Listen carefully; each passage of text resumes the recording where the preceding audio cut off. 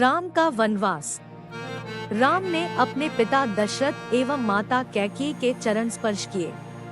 राम को देखकर महाराज ने एक दीर्घ श्वास और केवल हे राम कहा, फिर अत्यधिक निराश होने के कारण चुप हो गए। उनके नेत्रों में अश्रु भर आए। विनम्र स्वर में राम ने कैकेयी से पूछा, माता, पिताजी की ऐसी दशा का क्या कारण है? कहीं वे मुझसे अप्रसन्न तो नहीं है? यदि वे मुझसे अप्रसन्न है तो मेरा क्षणमात्र भी जीना व्यर्थ है। कैकेयी बोली, वत्स, महाराज तुमसे अप्रसन्न तो हो ही नहीं सकते, किंतु इनके हृदय में एक विचार आया है जो कि तुम्हारे विरुद्ध है, इसीलिए ये तुमसे संकोचवश कह नहीं पा रहे हैं। देवासुर संग्राम के समय इन्होंने मुझे 2 वर देने का वचन दिया था। अवसर पाकर आज मैंने इनसे वे दोनों वर मांग लिए हैं।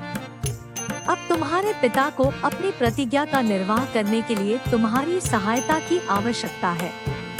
यदि तुम प्रतिज्ञा करोगे कि जो कुछ मैं कहूँगी उसका तुम अवश्य पालन करोगे तो मैं तुम्हें उन वरदानों से अवगत करा सकती हूँ। राम बोले, हे माता, पिता की आज्ञा से मैं अपने प्राणों की भी आहुति दे सकता हूँ। मैं आपके चरणों की सौगंध खाकर प्रतिज्ञा करता हूँ कि आपके वचनों का अवश्य पालन करूँगा। राम की प्रतिज्ञा से संतुष्ट होकर कैकेयी ने कहा, वत्स, मैंने पहले वर से भरत के लिए अयोध्या का राज्य और दूसरे से तुम्हारे लिए 14 वर्ष का वनवास मांगा है। आता अब तुम अपनी प्रतिज्ञा के अनुसार तत्काल वक्कल धारण करके वन को प्रस्थान करो। तुम्हारे मोह के कारण ही महाराज दोहखी हो रहे हैं, इसलिए तुम्हारे वन को प्रस्थान के पश्चात ही भरत का राज्याभिषेक होगा। मुझे पूर्ण विश्वास है कि तुम अपनी प्रतिज्ञा का पालन करके अपने पिता को पापरूपी सागर से अवश्य मुक्ति दिलाओगे। राम ने दोहक और शोक से रहित होकर कैकेयी के वचनों को सुना और मधुर मुस्कान के साथ बोले, माता, बस इस छोटी सी बात के लिए ही आप और पिताजी इतने परेशान हैं।